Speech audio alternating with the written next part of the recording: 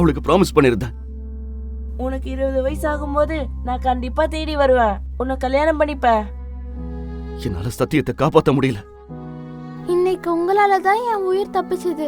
இனிமே நானும் தினமும் மகாதேவன் கிட்ட வேண்டுவேன், நீங்க சீக்கிரமா வந்து என்ன கூட்டிட்டு போகணும்னு. தனது சிந்தனைகளிலிருந்து வெளிவந்த சிவா தன்னை சுதாரித்துக் கொண்டு தினேஷிடம் கேட்டான்.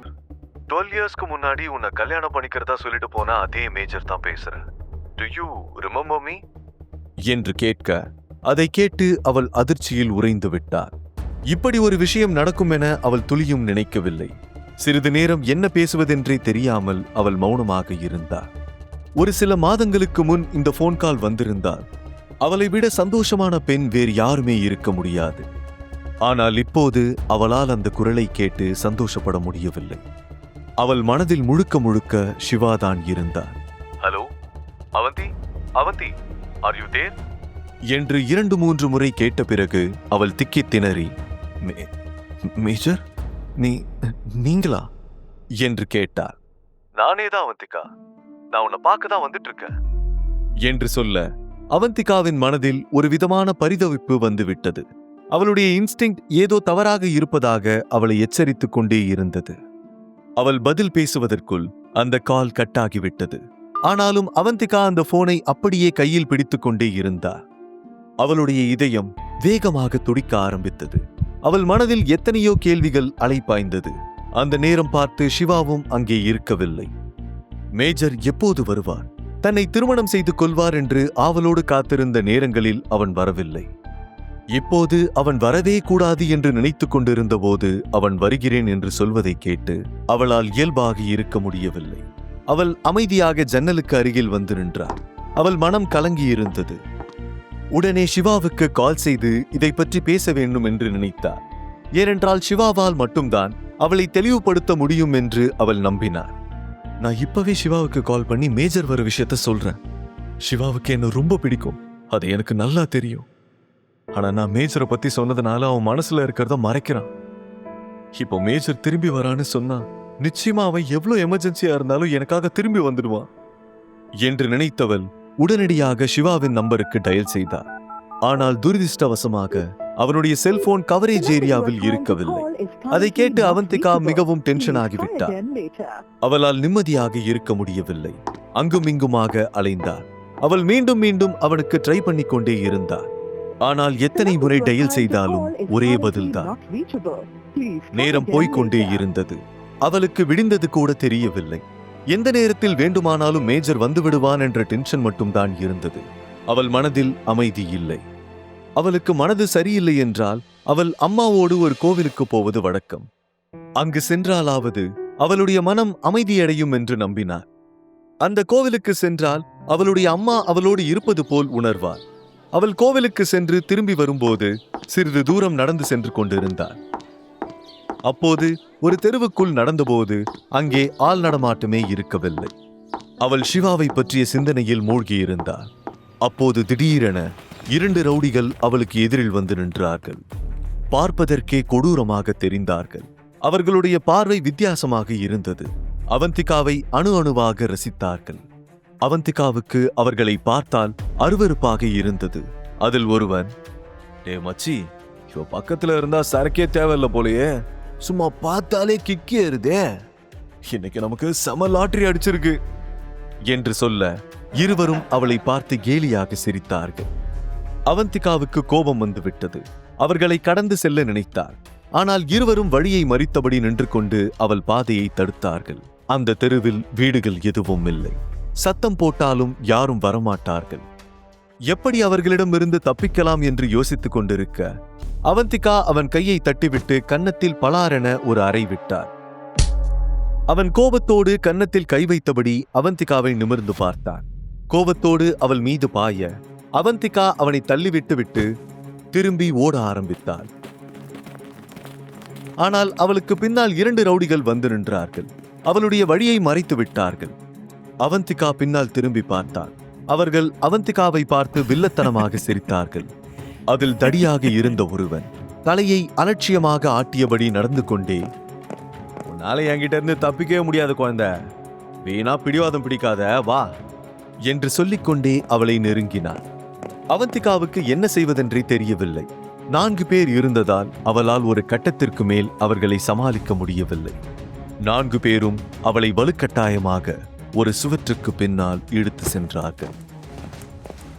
அவள் அவர்களிடமிருந்து தப்பிக்க போராடி கொண்டிருக்கும் போது அவர்களுக்கு பின்னால் இருந்து ஒரு வாய்ஸ் கேட்டது. உங்களுக்கு எல்லாம் உயிர் மேல ஆசை இருந்தா அந்த பொண்ணை விட்டுட்டு திரும்பி பார்க்காம ஓடி போயிடுங்க. 4 பேரும் சத்தம் வந்த பக்கத்தை திரும்பி பார்க்க அங்கே மாஸ்க் போட்ட ஒருவன் நின்று கொண்டிருந்தான். ஃபுல் பிளாக் ட்ரெஸ்ஸில் கிட்டத்தட்ட கொரியன் மாதிரி இருந்தான். 4 ரவுடிகளும் அவன் பக்கம் திரும்பி, என்னடா ஒரு பொண்ணை வலுக்கட்டாயமா தூக்கிட்டு வரோமே, இன்னும் ஹீரோ வரலையேன்னு பார்த்தேன், தோ வந்துட்டார்ல என்று சொல்ல அதை கேட்ட மற்றொருவன், அவன் ஹீரோ இல்ல ஜீரோன்னு இப்பயே புரிய வைக்கிறேன் என்றான். 4 பேரும் அவன் மீது ஒன்றாக பாய்ந்தார்கள். ஆனால் அடுத்த செகண்டே 4 பேரும் ஆளுக்கு ஒரு மூலையாக சிதறி விழுந்தார்கள்.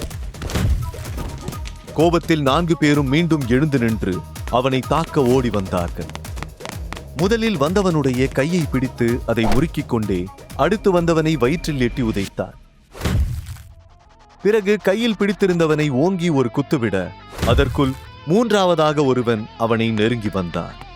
அவனுக்கு ஒரு பேக் பஞ்ச் கொடுக்க அவனும் தூரமாக தள்ளி சென்று விழுந்தான். ஒரு சில நிமிடங்களுக்குள்ளேயே அவர்கள் 4 பேரையும் சரமாரியாக தாக்கினார்.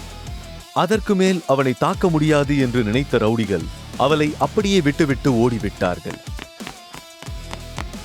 அவர்கள் எல்லோரும் ஓடிய பிறகு மாஸ்க் மேன் அவந்திகாவை நெருங்கி வந்தார். உங்களுக்கு ஒன்னும் இல்லையே, ஆர் யூ ஓகே என்று கேட்டான். அதுவரை அதிர்ச்சியில் இருந்த அவந்திகா அவன் குரலை கேட்டு சுயநினைவுக்கு திரும்பினார். அவன் சண்டை போட்டு அவளை காப்பாற்றும் போது அவளுக்கு சிவாதான் எல்லா இடத்திலும் தெரிந்தான். அவந்திகா நன்றியோடு, ரொம்ப தேங்க்ஸ், நீங்க மட்டும் கரெக்டான டைம்ல வரலனா என்ன ஆயிருக்கும்னு என்னால நினைச்சு கூட பார்க்க முடியல என்றார். இட்ஸ் ஓகே மேடம், அதான் நான் வந்துட்டேன்ல, டோன்ட் வரி. நான் இப்போ சுப்ரீம் ஃபேமிலிக்கு தான் போயிட்டு இருக்கேன். நீங்க எங்க போகணும்னு சொன்னீங்கன்னா உங்களை அங்க டிராப் பண்ணிடுறேன் என்றார். அவன் சுப்ரீம் ஃபேமிலி என்று சொன்னவுடன் அவள் திகைத்து விட்டார். சிறிது நேரத்திற்கு முன் கோவிலில் பூசாரியிடம் ஒரு நபர் சுப்ரீம் ஃபேமிலியை பற்றி விசாரித்துக் கொண்டிருந்ததை அவள் பார்த்திருந்தார். அது இவன்தான் என்பதை உறுதிப்படுத்திக் கொண்டார். இவன் எதற்காக சுப்ரீம் ஃபேமிலியை பற்றி விசாரிக்கிறான் என்று அவளுக்கு தெரியவில்லை. மேலும் சுப்ரீம் ஃபேமிலி என்று சொன்ன பிறகு அவளுக்கு சில கசப்பான விஷயங்கள் நினைவுக்கு வந்துவிட்டது. மீண்டும் சிவாவின் ஞாபகம் வந்துவிட்டது. மேஜர் என்ற தன்னுடைய அடையாளத்தை பயன்படுத்தி சைல்ட்ஹுட் லவ்வராக அவந்திகாவின் லைஃபில் நுழைந்த அந்த நபர் யார்? அவன் எதற்காக வந்திருக்கிறார் என்பதை பற்றி தெரியாத சிவா இப்போது ஹெலிகாப்டரில் தூரமாக பறந்து கொண்டிருந்தார். ஹெலிகாப்டரின் ரக்கை சத்தம் காற்றை கிழித்தது. அவன் இப்போது IEQவின் யூனிஃபார்ம் போட்டு இருந்தார். தன்னுடைய பாக்கெட்டில் லிட்டில் சாம்பை தேடி பார்த்தார். ஆனால் பாக்கெட் காலியாக இருந்தது. அதை உணர்ந்தவுடன் அவனுடைய புருவம் சுருங்கியது. அப்போதுதான் அது தன்னிடம் இல்லை என்ற உண்மை நினைவுக்கு வந்தது. லிட்டில் சாம்ப் என்பது அவனுடைய சென்டிமெண்ட் ரிவால்வர். அவனை பொறுத்தவரை அது வெறும் ரிவால்வர் மட்டுமல்ல, அது அவனுடைய ஐடென்டிட்டி. அவன் எங்கு சென்றாலும் லிட்டில் சாம்ப் எப்போதும் அவனோடு தான் இருக்கும். எத்தனையோ தடவை அது அவனுடைய உயிரை காப்பாற்றி இருக்கிறது. அதை பற்றி யோசித்துக் கொண்டே ஹெலிகாப்டரில் பறந்து கொண்டிருந்தார். அதே நேரம் நார்த் ஈஸ்ட் கேம்பில் ஒரு இருட்டான ரூமில் ஒரு உட்டன் டேபிளுக்கு எதிரில் ஒரு நபர் அமர்ந்திருந்தார். அவன் தன்னை மேஜர் சிவாவாக அங்கு இருக்கும் டீமிடம் ப்ரொஜெக்ட் பண்ணி கொண்டிருந்தார். அவனுக்கு எதிரில் இருந்த டேபிள் மீது லிட்டில் சாம்ப் இருந்தது. அந்த இடத்தில் மங்கலான விளக்கின் வெளிச்சத்தில் லிட்டில் சாம்ப் ஷைன் பண்ணி கொண்டிருந்தது. லேசான சிரிப்போடு, ஹலோ லிட்டில் சாம்ப், நான் தான் உன்னோட புது மாஸ்டர். இனிமே நீ எனக்காக தான் ஒர்க் பண்ண போற என்று சொல்லிக்கொண்டே அதன் மீது தன் விரல்களை நகர்த்தினார். பின் சேரில் சாய்ந்து கொடூரமாக சிரித்தார். ஏ சிவா, இதாண்டா உனக்கு முதல் அடி. இது மாதிரி இன்னும் நிறைய விஷயங்களை நீ இழக்க போற. உன்னால கற்பனை கூட பண்ணி பார்க்க முடியாத எத்தனையோ விஷயங்கள் உன் கையை விட்டு போக போகுது என்று சொல்லிவிட்டு மீண்டும் சிரித்தார். மறுபக்கம் சிவா IEQவின் ஹெலிபேடை அடைந்தார். ஹெலிபேடை சுற்றி நிறைய கமாண்டோ வீரர்கள் இருந்தார்கள். சிவாவை பார்த்தவுடன் எல்லோரும் அவனுக்கு சல்யூட் அடித்தார்கள். எல்லோரும் கோரஸாக ஜெய்ஹிந்த் என்று சொன்னார்கள். சிவா அவர்களை பார்த்து ஜென்டிலாக தலையசைத்தார். சூரியன் மறைய போகும் நேரம். சுற்றியிருந்த காடுகளில் லேசான மூடுபனி தெரிந்தது. உயரமான மலைகளுக்கு நடுவில் மேகங்கள் சூழ்ந்து இருந்தது. எங்கு பார்த்தாலும் மிலிட்டரி எக்யூப்மெண்ட்ஸ், ரைஃபிள், கம்யூனிகேஷன் ரேடியோக்கள், டாப் சீக்ரெட் என்று எழுதப்பட்ட சில உட்டன் பாக்ஸஸ் எல்லாம் பரவி கிடந்தது. அதற்கு அருகில் சில கமாண்டோக்கள் தங்கள் ஆயுதங்களை சரிபார்த்து கொண்டிருந்தார்கள். மீதமுள்ளவர்கள் அடுத்த வேலைக்காக ரெடியாகிக் கொண்டிருந்தார்கள். மேஜர் சிவா அனைத்து கமாண்டோக்களுக்கும் மத்தியில் நின்று கொண்டிருந்தார். அனைவரும் அவன் சொல்வதை கவனமாக கேட்டுக்கொண்டிருந்தார்கள். அவன் கர்ஜிக்கும் குரலில், நல்லா கேட்டுக்கோங்க, இது சாதாரண வேலை இல்ல. பார்டர்ல ஒவ்வொரு இன்ச்சோட பாதுகாப்பையும் உறுதி செய்ய வேண்டியது நம்ம பொறுப்பு. இங்க தோல்விங்கிற பேச்சுக்கே இடம் இல்ல என்றார். அவனுடைய வார்த்தைகள் எல்லா கமாண்டோக்களுக்கும் உத்வேகம் அளித்தது. எஸ் சார் என்று அவர்களின் குரல் அந்த இடம் முழுக்க எதிரொலித்தது. ஆனால் சிவாவின் கண்களில் வேறு ஏதோ ஒன்று ஓடிக்கொண்டிருந்தது. அதை பார்க்கும்போது ஏதோ தவறாக இருப்பது போல் தோன்றியது. ஒவ்வொரு ஆபத்தையும் அவன் முன்கூட்டியே உணர்ந்து விட்டான். அவனுடைய சிக்ஸ்த் சென்ஸ் மிகவும் ஸ்ட்ராங்காக இருந்தது. அவன் கடைசியாக, எல்லா டீமும் ரெடியா இருங்க, இன்னும் 10 மினிட்ஸ்ல புறப்பட போறோம் என்றான். ஹெலிகாப்டர் அவர்களுக்காக காத்திருந்தது. காற்றின் லேசான சலசலப்புக்கு மத்தியில் கமாண்டோக்கள் மரப்பெட்டிகளை ஹெலிகாப்டரில் ஏற்றத் தொடங்கினார்கள். ஹெலிகாப்டரின் ரெக்கை இப்போது சுழல ஆரம்பித்தது. அந்த சத்தம் காட்டின் அமைதியான சூழ்நிலையை கலைத்தது. சிவா கடைசியாக ஹெட் குவார்ட்டர்ஸை பார்த்துவிட்டு தன்னுடைய சீட்டில் அமர்ந்து கொண்டான். அவன் பெல்ட்டை மாட்டிய பிறகு ஜன்னலுக்கு வெளியே பார்த்தான். ஹெலிகாப்டர் மெதுவாக தரையிலிருந்து உயர பறக்க ஆரம்பித்தது. அவன் பார்வையில் அந்த காடு மெதுவாக தூரமாகிக் கொண்டிருந்தது. அவர்கள் புறப்பட்ட பிறகு ரியல் சிவா ஜெனரல் குரு பிரசாத்தை சந்திக்க நார்த் ஈஸ்ட் ஹெட் ஆபீஸின் மெயின் கேம்புக்கு சென்றான். ஆனால் அவன் என்ட்ரன்ஸை அடைந்தவுடன் 2 காவலர்கள் அவனை தடுத்து நிறுத்தினார்கள்.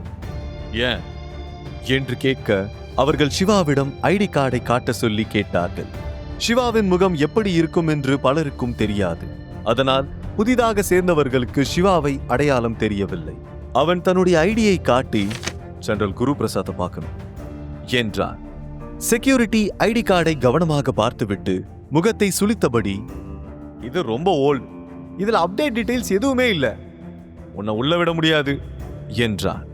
ஹலோ, இங்க இருக்கிற செக்யூரிட்டி சிஸ்டம் பத்தி எனக்கு நல்லாவே தெரியும், நான் இதுக்கு புதுசு இல்ல, என்னை உள்ள விடுங்க என்றான். ஆனால் அவன் சந்தேக பார்வையோடு, சார் உங்க ஐடியா பார்த்தா எங்களுக்கு சந்தேகமா இருக்கு, இது ரொம்ப பழசா தெரியுது, உங்ககிட்ட வேற ஏதாவது ப்ரூஃப் இருந்தா கொடுங்க என்றான்.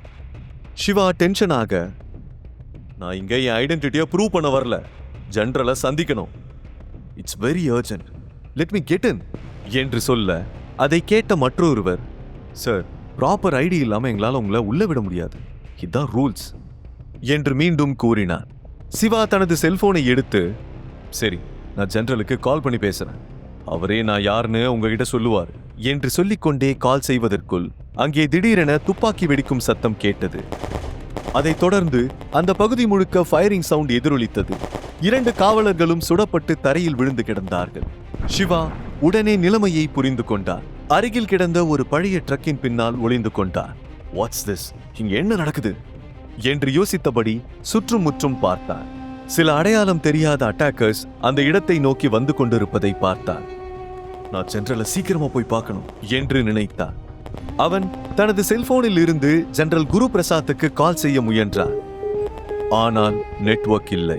இங்க நெட்வொர்க் இல்ல, இப்ப என்ன பண்றது என்று கேட்டுக்கொண்டார். அதற்குள் அட்டாக்கர்ஸ் மெதுவாக முன்னேறி வருவதை பார்த்தார். சிவா அருகில் கிடந்த ஒருவரின் துப்பாக்கியை எடுத்தார். இங்கிருந்து வெளியேற ஒரே ஒரு வழிதான் இருக்கு, இவங்களோட மோதி பார்த்துடணும் என்று சொல்லிக் கொண்டார். கெட்ஸ் இட் பாய்ஸ் என்று சொல்லிக்கொண்டே முதல் தாக்குதலை குறிவைத்து தோட்டா எடுத்தார்.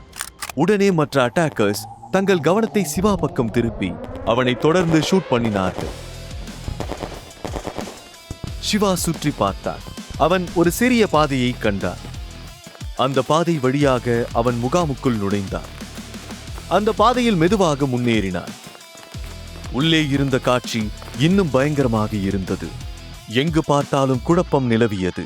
சிவா ஒரு சோல்ஜரை பார்த்து, ஜெனரல் குரு பிரசாத் எங்க இருக்காரு என்று கேட்டார்.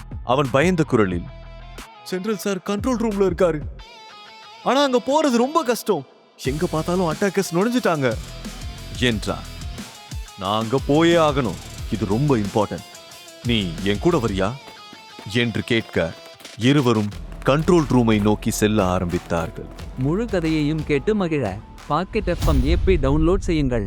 லிங்க் டிஸ்கிரிப்ஷனில் கொடுக்கப்பட்டுள்ளது.